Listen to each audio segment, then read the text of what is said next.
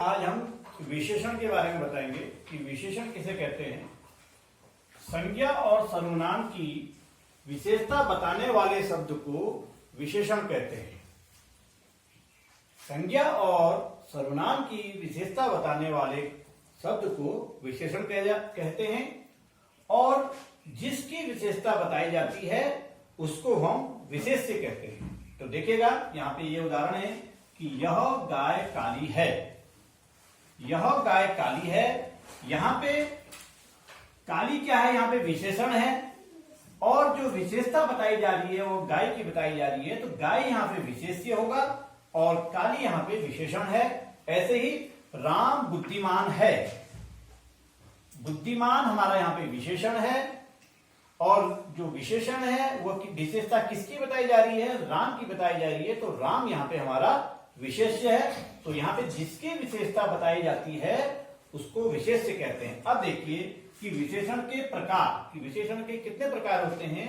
विशेषण 4 प्रकार का होता है। नंबर 1 गुणवाचक विशेषण, संख्यावाचक विशेषण, परिमाणवाचक विशेषण और संकेतवाचक विशेषण।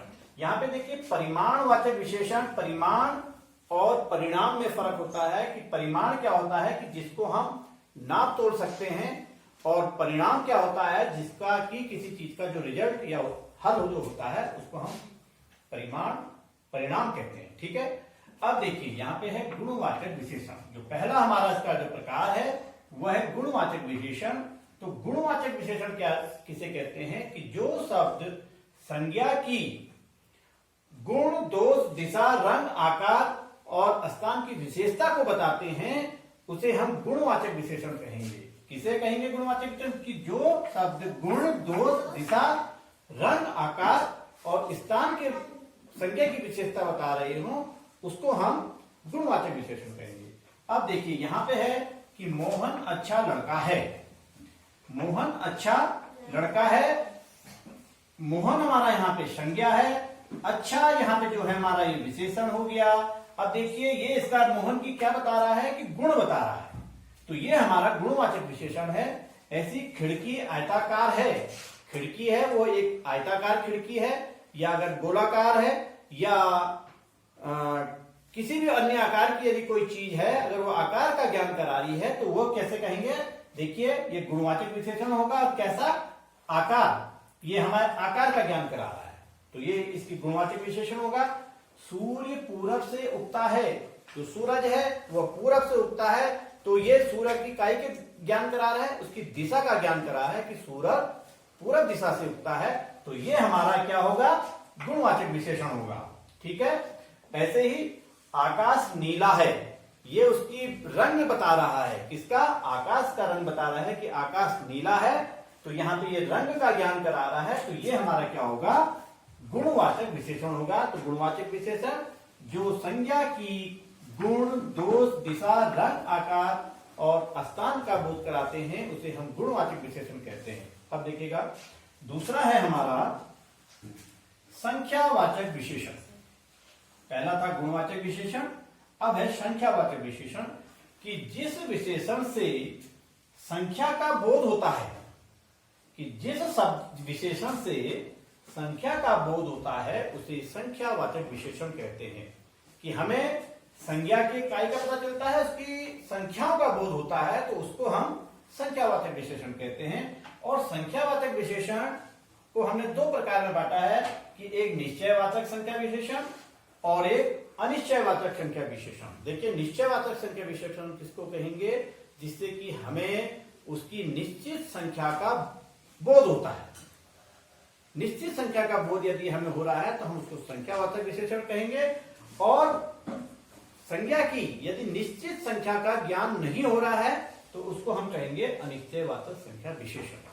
अब देखिए यहाँ पे मैंने कुछ उदाहरण दिए हैं आपको, आप इसमें से ये देखेंगे कि यहाँ पे संख्यावाचक विशेषण तो है लेकिन कौन निश्चय है या अनिश्चय है। अब देखिएगा कि कक्षा में 40 बच्चे हैं, ये हमारी कक्षा है, इस कक्षा में कितने बच्चे हैं, 40 बच्चे हैं। तो हमें ये मालूम हो रहा है कि हमारी इस कक्षा में 40 बच्चे हैं, तो हमें निश्चित संख्या मालूम है, हमें बच्चों की निश्चित संख्या मालूम है, तो यहाँ पे संख्यावाचक विशेषण है लेकिन कौन सा?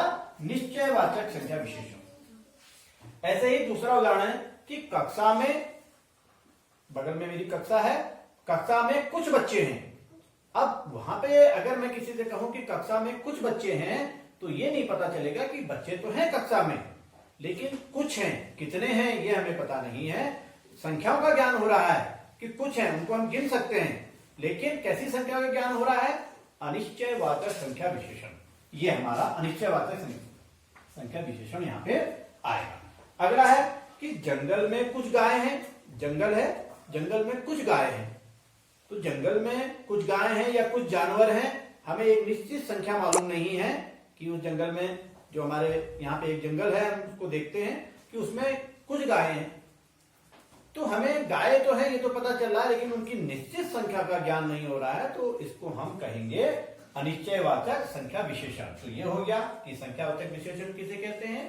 कि जिस विशेषण से संख्या का बोध होता है उसे संख्यावाचक विशेषण कहते हैं। अब देखिए अगला है हमारा तीसरा कि परिमाणवाचक विशेषण। परिमाणवाचक विशेषण किसे कहते हैं? कि जिस विशेषण से नाप तोल, कि जिस विशेषण से या जिस शब्द से संज्ञा की नाप तोल का पता चलता है उसे परिमाणवाचक विशेषण कहते हैं। ठीक है, अभी मैंने पहले बताया कि परिमाण किसे कहेंगे? जिसको कि हम नाप तोल सकते हैं। और परिणाम क्या होता है? वो किसी चीज का जब रिजल्ट होता है, किसी का उत्तर निकलता है, हल होता है, तो उसको हम परिणाम कहते हैं। ठीक है, अब देखिए यहाँ पे मैंने, इसमें भी हमारा दो रहेगा, दो इसको भाग में, परिणामवाचक विशेषण को भी दो भागों में बांटा गया है कि निश्चयवाचक और अनिश्चयवाचक। निश्चय से जैसे पता चलता है कि किसी चीज का हमको निश्चित पता चल जाता है, और अनिश्चित क्या होता है कि जिस चीज का में कोई आभास होता है कि ये कितना कितना होगा, हम अनुमान लगा सकते हैं, लेकिन एक निश्चित पता नहीं रहता है। तो जैसे मैंने कहा कि बाल्टी में 2 लीटर दूध है, बाल्टी में 2 लीटर दूध है।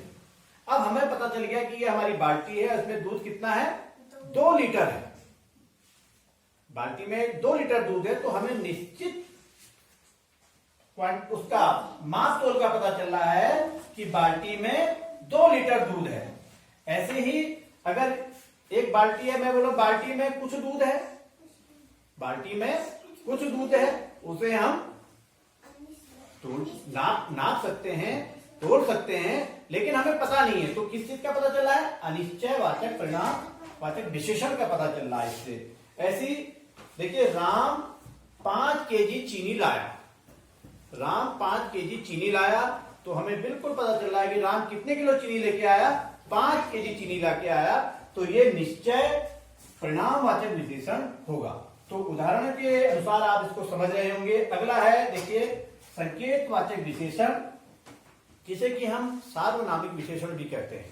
संकेतवाचक विशेषण को सार्वनामिक विशेषण भी कहते हैं कि जो विशेषण संज्ञा की ओर संकेत करें, कि जो विशेषण संज्ञा की ओर संकेत करें उसे संकेतवाचक या सार्वनामिक विशेषण कहते हैं। जैसे यहाँ पे है कि वह, मैं बोलता हूं कि वह लड़की सुंदर है।